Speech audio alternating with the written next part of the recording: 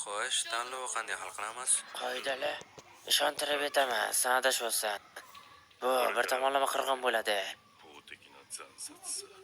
Men imtihon yoki amnistiya taklifi qiziqtirmaydi. Men faqat qichqirganingni eshitmoqchiman. Rostdanmi? Mayli, shunda mag'lub bo'lgan kishi o'ladi. Ha, shundoq.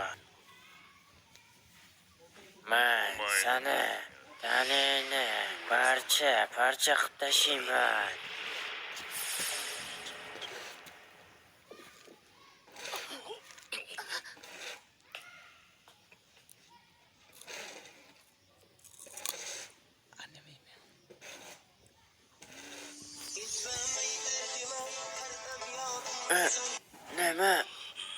Nimaga men sovib ketyapman? Alo. Salom alaykum bachcha. Dadam shu chiqdi. Bu axir Nima?